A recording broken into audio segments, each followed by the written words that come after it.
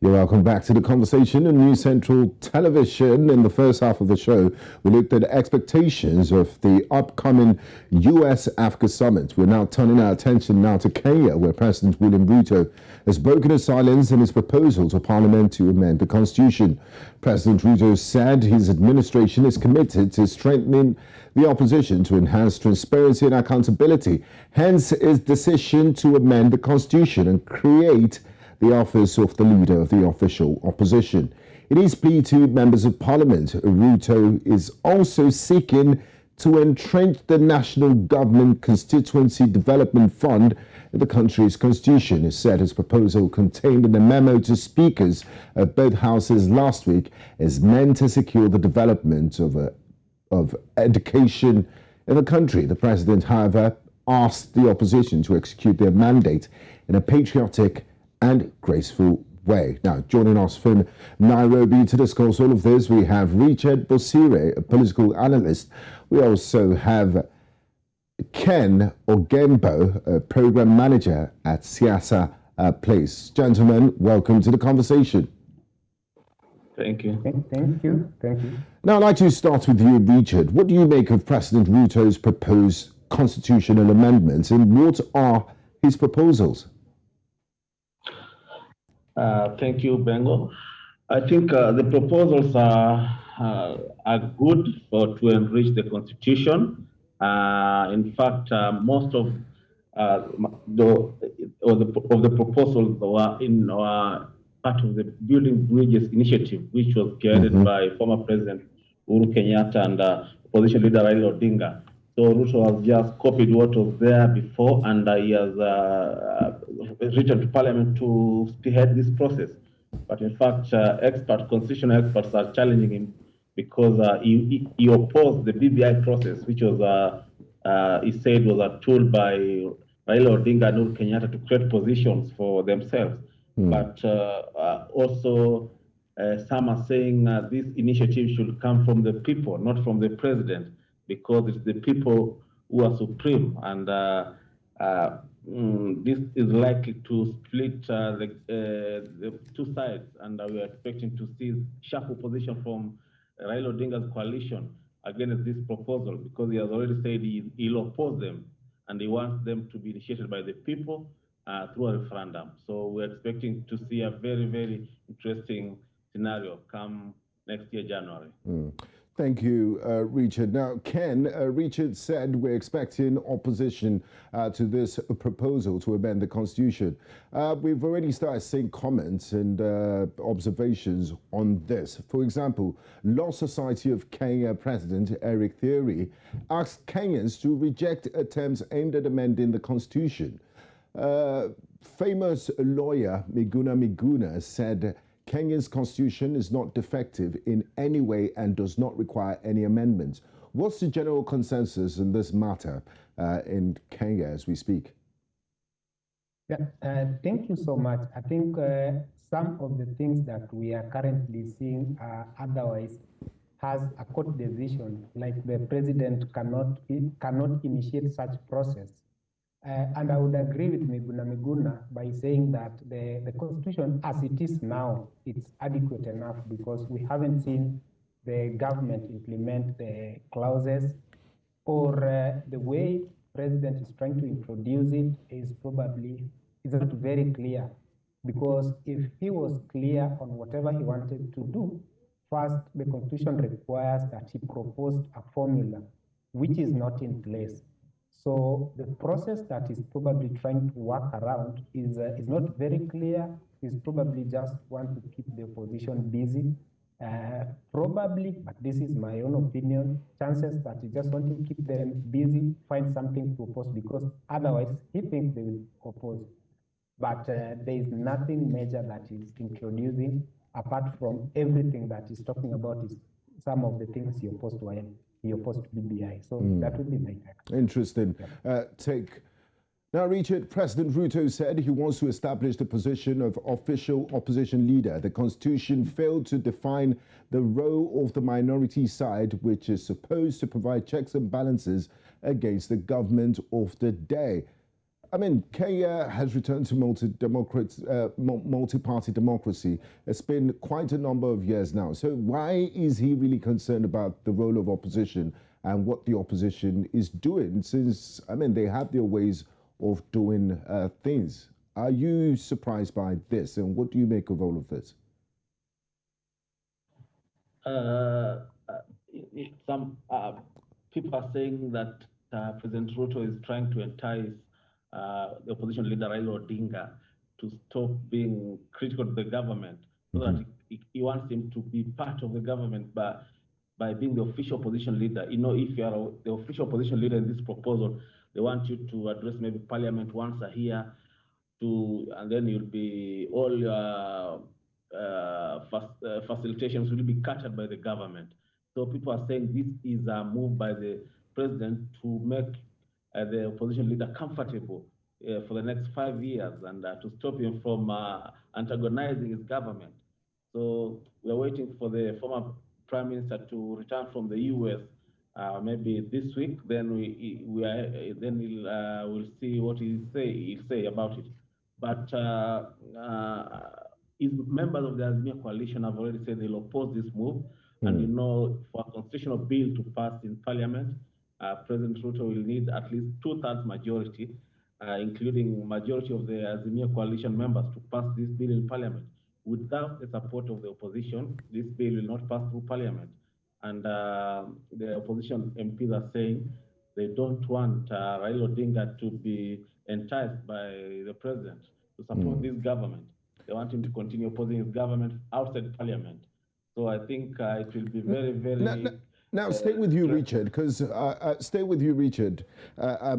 And I'm glad you mentioned the similarity between this and the BBI bill, in which you opposed last year. The court struck out the BBI bill. The court's verdict is that President cannot initiate constitutional changes.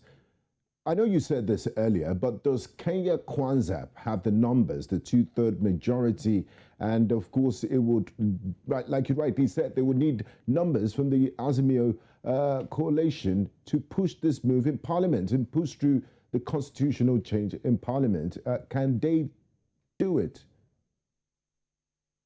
Of course, Kenya Kwanza has the majority in the National Assembly and the Senate.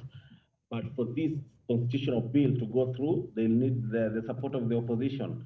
In fact, in the opposition side, already Kalonzo Musyoka, who is the leader of the Wiper Party, and Martha Karua have already said they'll oppose that bill. So this makes it very hard for Ruto to garner numbers in the parliament to pass this bill. So I think he'll need to work with the opposition.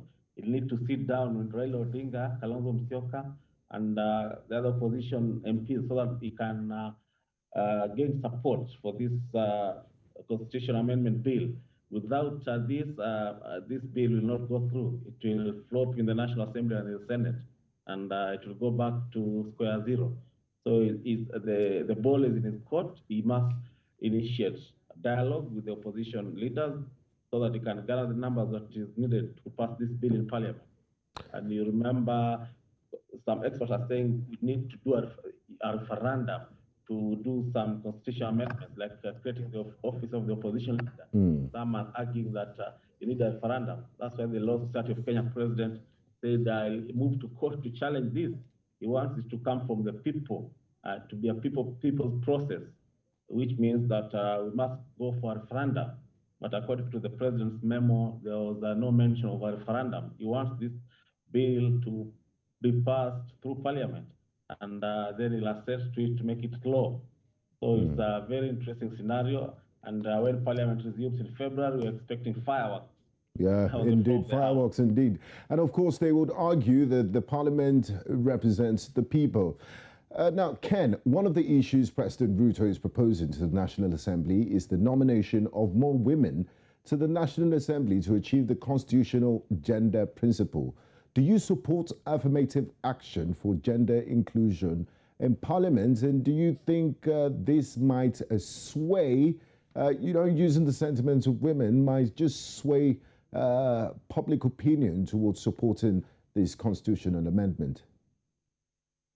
And I don't think if the president is honest with what he's doing, because the first thing is the Constitution, Article 100 of the Constitution requires that, yes, we need to have at least a third of the women.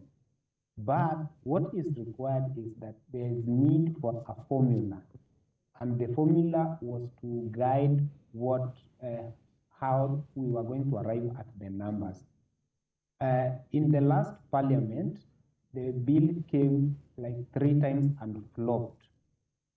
And therefore, the first thing that if the president was honest with what he was doing, he would have come up with a formula, and then that formula would have been used now to convince members of parliament. But as he had proposed, I don't see if he meant what he's doing.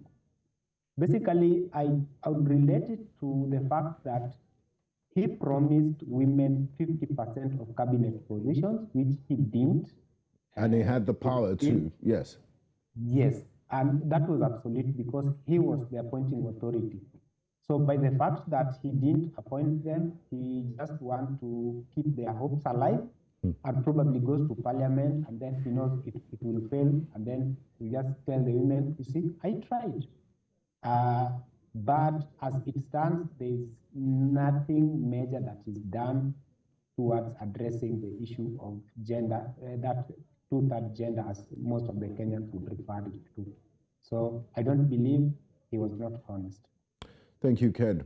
Now, Richard, you've been a part of the conversation for quite some time. You've joined us in the build-up to the Kenyan general elections, and at no point in time did I remember President Ruto using this constitutional amendment as one of his electoral promises. Now, I'm asking you directly, did the issue of constitutional amendment make it to his campaign speeches? Did he talk about it in town hall meetings? And what do you make of this timing, just 100 days into his assumption of office? 2027 is still a long time away. Constitutional amendment was not part of President Ruto's campaign promises. It didn't feature anywhere. In fact, he opposed any attempt to amend the constitution to create position, and he said that the constitution is perfect the way it is. And he said that the most pressing agenda for his government will be creation of jobs and reviving the economy. So this change of heart, people are saying, is because the president wants to entice the opposition, to make them comfortable, to stop them from putting pressure on his government. That's why he wants an office of official opposition leader who will be under the government in terms of receiving salaries, allowances, and in terms of addressing parliament. The president also wants... I mean, the opposition leader might just get comfortable with the perks of office and government and probably forget his work as opposition. People the agenda. And also the president wants his cabinet secretaries to appear in parliament frequently to answer questions from members of the opposition. And this, they say, was not part of Ruto's plan, but the people say he wants this to happen because he wants his government to work seamless or smoothly with the opposition side. Because as you know, the opposition leader Raila Odinga has launched consultative forums with Wananchi, which the government thinks is not good in terms of inciting people against the government.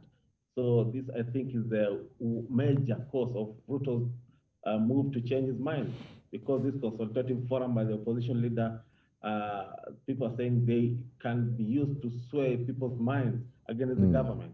I think that's the major reason why Ruto changed his mind. Okay, thank you, Richard.